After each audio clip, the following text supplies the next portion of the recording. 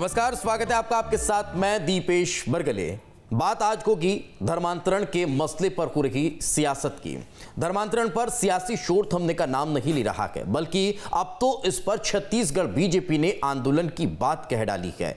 बस्तर के चिंतन शिविर के बाद शुक्रवार को रायपुर में भी हुई बैठक में धर्मांतरण के मसले पर सरकार को घेरने की रणनीति बनी। आज चर्चा इसी मसले पर, धर्मांतरण के मुद्दे के सियासी मायने क्या हैं, ये भी जानने की कोशिश करेंगे। धर्मांतरण का मुद्दा ध्रुवीकरण की सियासत तो नहीं है, इस पर भी सवाल होगा। सवाल यह भी होगा कि भूपेश के सीजी मॉडल को धर्मांतरण से काउंटर बीजेपी करने की तैयारी में है, उसका आखिर क्या असर होगा। सीजी कांग्रेस में हालिया उठापटक के बाद क्या बीजेपी और सक्रिय हो चुकी है, मजबूत हो चुकी है, सवाल इस पर भी होंगे। ऐसे बहुतेरे सवाल हैं जिनके जवाब तलाशने की कोशिश करेंगे। मेहमानों का खास पैनल हमारे साथ होगा, लेकिन उससे पहले रिपोर्ट देखिए। छत्तीसगढ़ में बीजेपी के बेशक सिर्फ 14 विधायक ही हों, लेकिन 15 साल सत्ता पर काबिज रहने वाली बीजेपी ये बखूबी जानती है कि छत्तीसगढ़ में सियासत की नब्ज क्या है। शायद यही वजह है कि छत्तीसगढ़ में बीजेपी ने धर्मांतरण को बड़ा हथियार बना लिया है। पहले बस्तर में चिंतन शिविर और अब शुक्रवार को रायपुर में हुई बैठक के बाद धर्मांतरण को लेकर बीजेपी ने अपने तेवर जता दिए। इतना ही नहीं, नेता प्रतिपक्ष धर्मलाल कौशिक ने भी दो टूक कर दिया कि धर्मांतरण के मसले पर बीजेपी चुप नहीं बैठेगी। तेजी के साथ में छत्तीसगढ़ में धर्मांतरण की कार्रवाई चल रही है। ये सरकार कहती है कि रिपोर्ट लिखाएं, हमको बताएं, हम कार्रवाई करेंगे। जब यहाँ पर 4 तारीख को आवेदन दिए और 4 तारीख को आवेदन दिया गया बस्ती के लोगों के द्वारा, 5 तारीख को जाकर के उनको बताई गई, 6 तारीख को हलफनामा दिया गया, और किस प्रकार के उनको आवेदन देंगे तो कार्रवाई होगी। ये सीधा सीधा उनको धर्मांतरण नहीं मतांतरण करने वाली सरकार है कि पहले धर्मांतरण करो फिर मतांतरण करो। उधर पूर्व मंत्री बृजमोहन अग्रवाल ने आरोप लगाया कि धर्मांतरण की हजारों शिकायतें लंबित हैं, लेकिन उन पर कोई एक्शन नहीं लिया जा रहा है। छत्तीसगढ़ की भूपेश बघेल के नेतृत्व में चलने वाली सरकार पूरे छत्तीसगढ़ में धर्मांतरण करवाने में लगी हुई है। धर्मांतरण करवाने वाले लोगों के खिलाफ में किसी भी प्रकार की कोई कार्रवाई नहीं हो रही है। हमारी सीआरपीसी की धारा 153 के अंतर्गत, आईपीसी की धारा 295 के अंतर्गत जो भी लोभ लालच देकर धर्मांतरण करवाता है वो अपराध करता है। और 4 तारीख को रायपुर की घटना के मामले में एसपी को वहां के 15 नागरिकों के द्वारा शिकायत की गई और इस शिकायत के ऊपर में कोई कार्रवाई नहीं हुई। ऐसा नहीं है कि छत्तीसगढ़ में धर्मांतरण कोई मसला ही नहीं है या यहाँ धर्मांतरण के कोई केस सामने आए ही नहीं है, लेकिन सियासी तौर पर जिस तरह बीजेपी इस पर आक्रामक दिख रही है, उसके पीछे छत्तीसगढ़ की डेमोग्राफी भी है। जानकारी के मुताबिक छत्तीसगढ़ में हिंदू धर्म को मानने वालों की आबादी 2,38,19,789 है, जो कि कुल आबादी का 93.25% है, जबकि मुस्लिम की आबादी 5,14,998 है, जो कि कुल आबादी का 2.02% है। वहीं अन्य धर्मों को मानने वाले 4,94,594 लोग हैं, जो कि कुल आबादी का 1.94% है। इसी तरह ईसाई धर्म को मानने वाले 4,90,542 लोग हैं, जो कि कुल आबादी का 1.92% है। इसी तरह बौद्ध धर्म को मानने वाले 70,467 लोग हैं, जो कि कुल आबादी का 0.28% है। वहीं सिख धर्म को मानने वाले 70,036 लोग हैं, जो कि कुल आबादी का 0.27% है। वहीं जैन धर्म को मानने वाले 61,510 लोग हैं, जो कि कुल आबादी का 0.24% है। तो इन आंकड़ों से साफ है कि बीजेपी की नजर एक बड़े वोट बैंक पर है, और इसकी एक वजह ये भी हो सकती है कि गाय और गौशाला जैसे बीजेपी के पारंपरिक मुद्दों पर कांग्रेस की हाईजैकिंग के बाद अब धर्मांतरण के जरिए ध्रुवीकरण का कार्ड खेलकर 2023 में बीजेपी कमबैक के मंसूबों को पाल रही है। Team news state. तो धर्मांतरण के मसले पर जिस तरह से छत्तीसगढ़ में सियासी बवाल देखने को मिल रहा है, सियासी उठापटक का दौर जारी है, इस बीच कई सवाल हैं जिनके जवाब हम लेने की कोशिश करते हैं। वरिष्ठ पत्रकार रवि भोई जी हमारे साथ जुड़ गए हैं। रवि जी, आपका बहुत बहुत स्वागत है। राजीव चक्रवर्ती जी हमारे साथ जुड़ गए हैं, बीजेपी का पक्ष रखेंगे। राजीव जी, आपका बहुत बहुत स्वागत है। और सुबोध हरितवाल जी हमारे साथ अब से कुछ देर बाद जुड़ने वाले हैं, कांग्रेस का पक्ष रखेंगे, उनसे भी बातचीत करेंगे। राजीव जी, शुरुआत आपसे ही करते हैं। धर्मांतरण का मुद्दा एकाएक बीजेपी के हाथ लगा, अब इसे सियासी मजबूरी माना जाए या वोट बैंक के ध्रुवीकरण के लिए जरूरी माना जाए, क्या समझें इसे?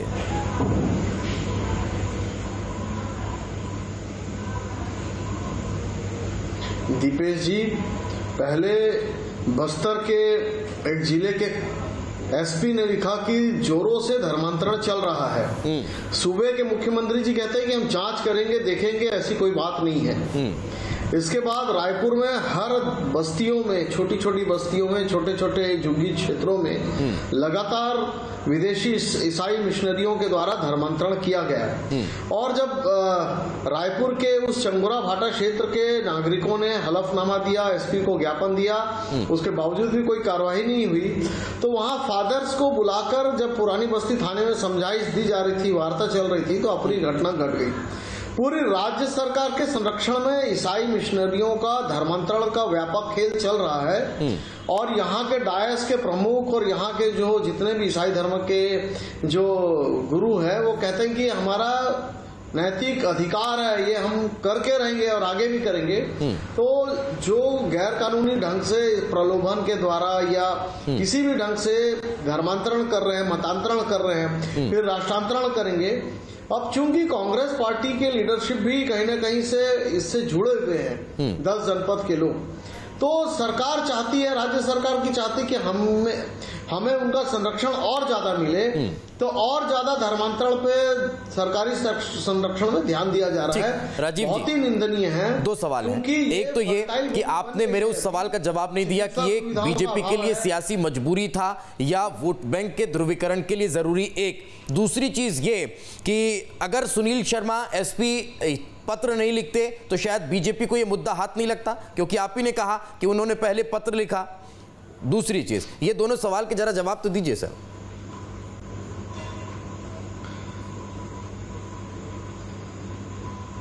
नहीं, देखिए, कोई राजनीतिक मजबूरी नहीं है। हमारे पास गांव-गांव से चिट्ठियां आ रही है कि व्यापक रूप से हो रहा है।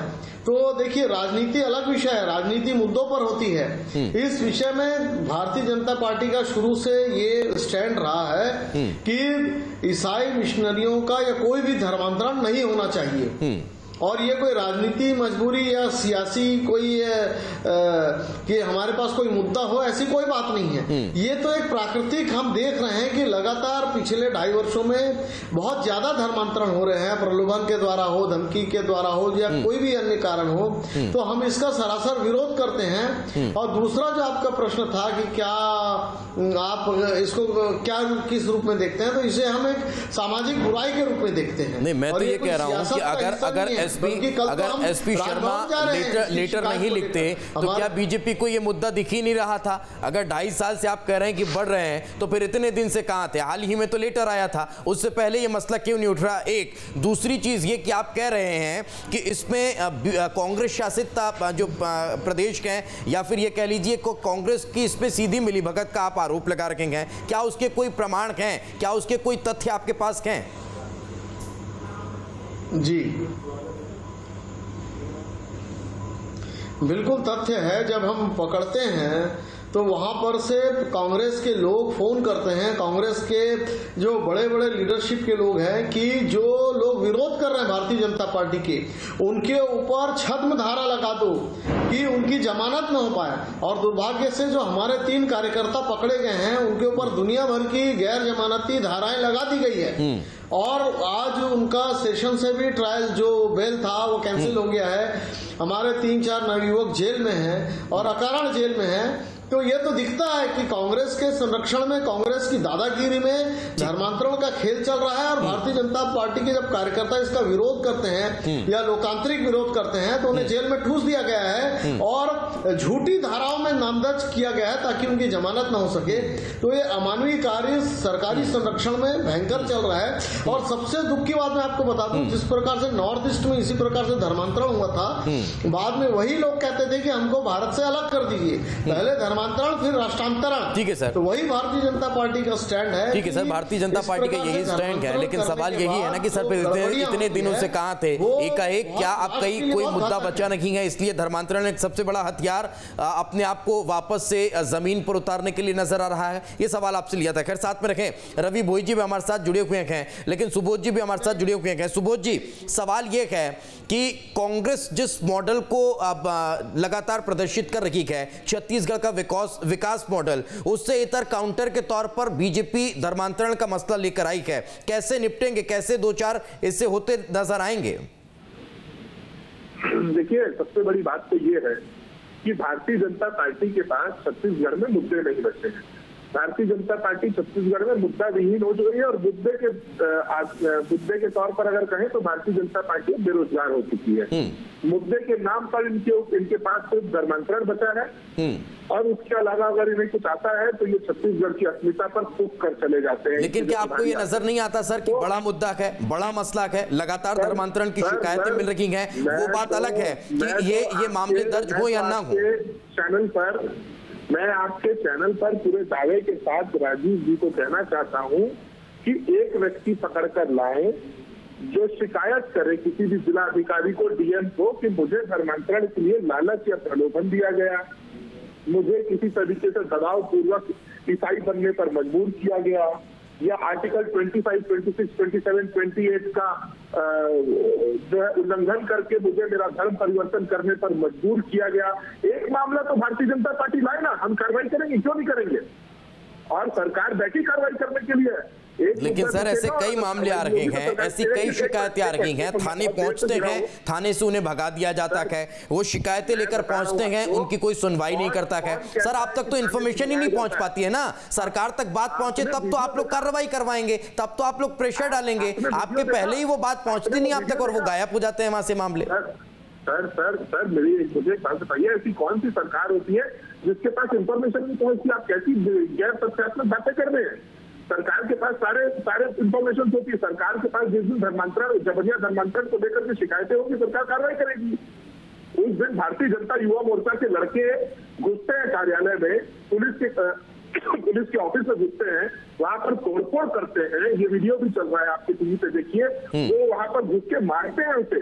नहीं तो वो कह रहे हैं ना कि आप पादरी को बैठकर थाने में चाय पिलवाएंगे, आप पादरी से बैठकर वहां पर थाने में बात कर लेंगे, लेकिन अगर हिंदू संगठन के लोग वहां पर अपनी बात रखने आए हैं तो आप उनके साथ दुर्व्यवहार करेंगे, उनकी बात नहीं सुनेंगे। वहां पर अगर उन्हें अपशब्द कहे जाएंगे तो क्या वो उग्र नहीं होंगे? और फिर पुलिस है किस लिए सर? वहां पर क्या कानून व्यवस्था नहीं बनवा सकते आप? अगर थाने में कानून व्यवस्था नहीं बनेगी तो फिर कहां बनती नजर आएगी? सर मुझे तो आप ये पहले बताइए कि भाजपा के प्रवक्ता से बात कर रहा हूँ कि आपसे कर रहा हूँ? आप लोग ब्रैकेट बहुत अच्छे से कर लेते हैं सर। जब मैं बीजेपी प्रवक्ता से कड़े सवाल कर रहा था तब आपसे बोलते नहीं बना होगा कि आप कांग्रेस के प्रवक्ता तो नहीं है। पहली बात आप मुझे अगर मेरा पक्ष नहीं रखने देंगे तो कोई अर्थ नहीं। रख रहा हूं, मैं आपका ही पक्ष रखने दे रहा हूं सर, मैं तो सवाल कर रहा हूं आपसे।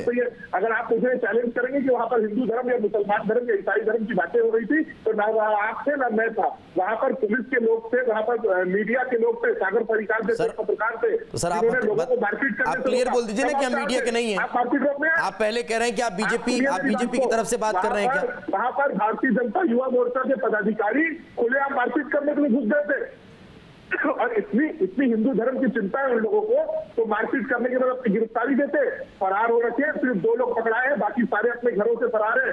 गलती करता है आदमी तब फरार होता है। ठीक है सुबोध जी, अगर हिम्मत होती तो ट्रैफिकिंग की धारा का सामना करते, वहां पर खड़े होकर के अपनी गिरफ्तारी देते। हमने ठीक है सुबोध जी, आपसे कुछ देर पहले आपके जो साथी थे, मेरी बात सुनिए। ठीक है सर, जल्दी अपनी बात कंप्लीट करिए, मैं रवि जी के पास जाऊंगा। सर धर्मांतरण पर मैं आपको बताता हूँ सबूत के साथ कि 15 साल में रमन सिंह की सरकार में धर्मांतरण होते थे। जब स्वर्गीय दिलीप सिंह जुदेव जी, अगर आप उन्हें नहीं जानते तो मैं बताता हूँ, भारतीय जनता पार्टी के बहुत बड़े नेता थे। हाँ सर, मैंने तो शुरुआत की है ना, आज ही से पत्रकारिता शुरू की है मैंने। मैं नहीं जानता कि उन्होंने पैर धुलाकर वापसी कराई थी। 15 साल में घर वापसी का कार्यक्रम। हाँ सर, मैं नहीं जानता ना, मैंने तो आज ही पत्रकारिता शुरू की है। उन्होंने चरण दुलाकर घर वापसी अभियान चलाया था सर। साथ में रहिए सर, वही बात बता रहे हैं जो मैं बार बार कह रहा हूँ। मैं रवि भोई जी का रुख करता हूँ। आप सुनिए भी। हाँ सर, साथ में रहिए सर, सुन रहा हूँ, इतनी देर से आपको ही सुन रहा हूँ, इतनी देर से आपको ही सुन रहा हूँ जो आप लगातार मुझे बीजेपी का प्रवक्ता बता रहे हैं। सर साथ में रहिए। रवि भोई जी, मेरा सवाल आपसे है सर। ठीक है सर, आप दोनों थोड़ी देर शांत रहिए सर। पत्रकार से भी सवाल ले लेने दीजिए, आप भले उन्हें ब्रैकेट करते रहिए, लेकिन हमारा तो धर्म है सर। रवि जी, सवाल यहां पर यह है कि अगर धर्मांतरण का मसला एकाएक एक बार फिर उछलता हुआ नजर आ रहा है, तो कहीं ये अब सियासी मजबूरी है, वोट बैंक के ध्रुवीकरण का मसला है, या फिर इसके पीछे वाकई कहीं कोई तर्क नजर आता है? अगर बीजेपी इस मसले को इतने बड़े स्तर पर लेकर जमीनी हकीकत पर उतारने की तैयारी कर रही है, इसके जरिए अगर सत्ता वापसी की कोशिश कर रही है, तो कोई आधार तो होगा, कोई तथ्य तो होंगे, तभी इतने बड़े मसले को उठाया जा रहा है। देखिए दीपेश जी, आपने पहले कहा एक सुकमा के एसपी ने चिट्ठी लिखी कि यहाँ पे धर्मांतरण की शिकायतें आ रही है, तो एसपी की चिट्ठी के बाद भारतीय जनता पार्टी को एक मुद्दा मिल गया। अभी तक छत्तीसगढ़ का जो कल्चर था वो सरगुजा या जसपुर जिले में धर्मांतरण की बातें ज्यादा उठती थी, बस्तर में धर्मांतरण की बात नहीं आती थी। चाहे दिलीप सिंह जूदेव ने जसपुर में कहा था, ये 2000 पहले के बाद उन्होंने घर वापसी का कार्यक्रम किया हो, वो उनका कार्य क्षेत्र जसपुर रहा है और ज्यादा से सरगुजा इलाका रहा, पर बस्तर में पहली बार आया।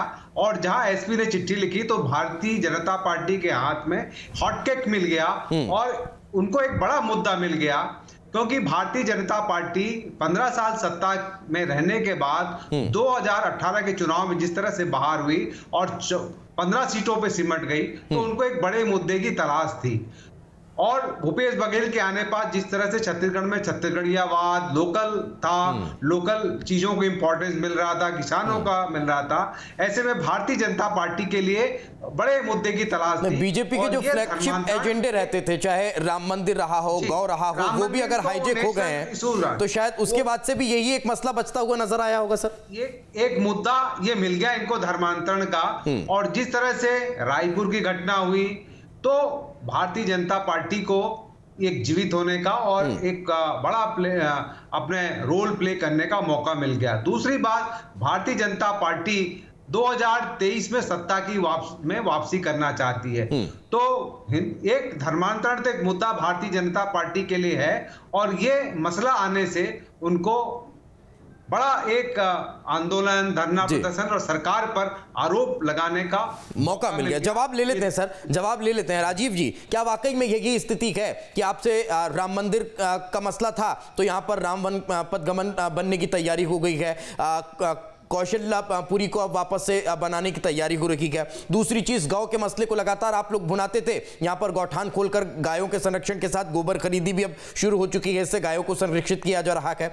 तीसरी बात कि शराबबंदी और किसान के मसले पर भी लगातार सरकार काम कर रही है। शराबबंदी ऐसा मसला है कि चाहे बीजेपी और कांग्रेस दोनों के लिए वोट बैंक की कहीं ना कहीं मजबूरी है, इसलिए बहुत ज्यादा आप लोग उस पर बोलते नजर आते नहीं हैं। क्या यही वजह है कि अब एकमात्र यही बड़ा मुद्दा बचता हुआ नजर आया? राजीव जी।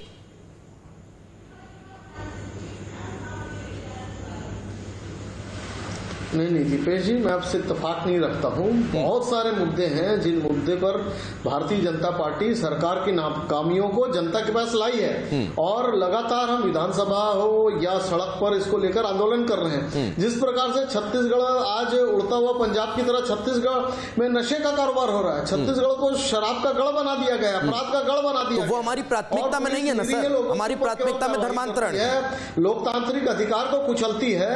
तो ये हाँ, तो उसी प्रकार से जिस प्रकार से सरकारी संरक्षण में व्यापक रूप से धर्मांतरण हो रहा है, जैसे यही पूछ रहा हूं ना कि प्रूफ क्या है? आप बार बार कह रहे हैं सरकारी संरक्षण में, उसका कोई तो प्रूफ दीजिए सर, झुग्गी झोपड़ियों रखिए ना सर, कोई प्रूफ रखिए ना कि हाँ सरकारी संरक्षण में धर्मांतरण हो रहा है। बिल्कुल प्रूफ है। जब हाँ बिल्कुल दीपेश जी, बिल्कुल सरकारी संरक्षण में हो रहा है। जब हम इसकी शिकायत करते हैं तो कोई कार्रवाई नहीं होती, उल्टे हमारे कार्यकर्ताओं के ऊपर झूठी धाराएं रख दी जाती है, नॉन बेलेबल ऑफेंस दर्ज की जाती है ताकि उनकी जमानत न हो, और वो बेचारे भागे भागे फिरते हैं।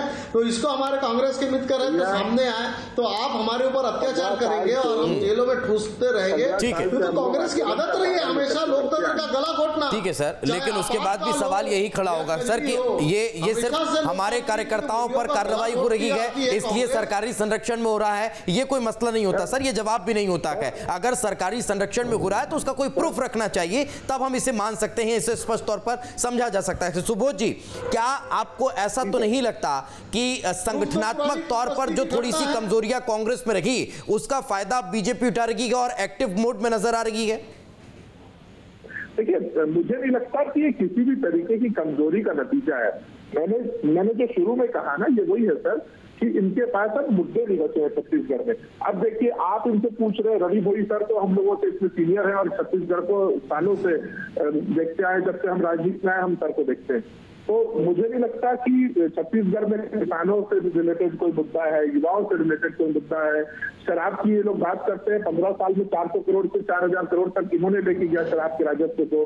भारत माता वाहिनी के नाम पे इन्होंने लोगों को बेवकूफ बनाया कि हम बंद करेंगे और उल्टा राजस्व की बढ़ोतरी हो गई। तो ये सारी चीजें हमारी सरकार ने इन्हें मुद्दे के तौर पर नहीं मिल रही है। बंद तो हमने भी करने की घोषणा की थी, नहीं हुई सर हमने तो कहा था, और 2.5 साल बचे हैं ना, हमने तो 2.5 साल नहीं बचे सर, और कम बचा है। चलिए सर, 2.25 साल बचे मैं मान लेता हूँ, पर हमारी सरकार का कार्यकाल तो खत्म नहीं हुआ और हमने एक अच्छा शुरुआत की है कि 36 वादों के साथ आए थे हमने। तो क्या इसको अंत में लागू करके क्या महिला वोट बैंक को साधने की कोशिश होगी? देखिए, वोट बैंक से संबंधित नहीं है शराबबंदी, नशे से संबंधित है। नशे पर प्रदेश में महिलाएं लगातार मांग कर रही है, नहीं, लेकिन महिलाएं मांग कर रही, पर हमारे लिए वो वोट बैंक नहीं, हमारी माताएं बहनें हैं, उनके बढ़ोतरी, अगर उसमें इनका भला होगा तो हमें सबसे ज्यादा खुशी होगी। और दूसरी बात सर, धर्मांतरण पर जो बार बार कह रहे हैं, ये लोग घूम फिर के एक ही चीज पर आ रहे हैं, सुनिएगा बस, कि हमारे कार्यकर्ताओं पर FIR हो गई। इनको बताना चाहता हूँ, 15 साल में कांग्रेस के हजारों कार्यकर्ताओं के ऊपर, और कार्यकर्ता तो ठीक है, नेताओं के भी ऊपर, नेताओं की माता और पिता पर भी, मतलब भूपेश बघेल जी की माता को और उनकी पत्नी को ठीक है सर, सबने देखा, बिल्कुल बिल्कुल बिल्कुल वाकई में। और ये राजनीतिक आरोप हर बार लगते हैं, जिसकी सरकार को उस पर आरोप लगता है सर। सर बिल्कुल समय नहीं बचा, मैं माफी चाहूंगा सर, रवि जी से भी मात्र एक ही सवाल ले पाया, और वाकई में मसला बहुत गंभीर है, लेकिन राजनीतिक आरोप प्रत्यारोप जब इस पर होते हैं तब फिर ये मसला चर्चा का रह नहीं जाता है। बहुत बहुत शुक्रिया आप सभी का हमारे साथ चर्चा में जुड़ने के लिए। रवि जी माफी चाहूंगा, बहुत ज्यादा वक्त आपको दे नहीं पाया। इसी के साथ इस खास विषय में आज के इस मुद्दे में फिलहाल इतना ही, कल फिर हाजिर होंगे किसी नए मुद्दे के साथ, तब तक दीजिए इजाजत, नमस्कार।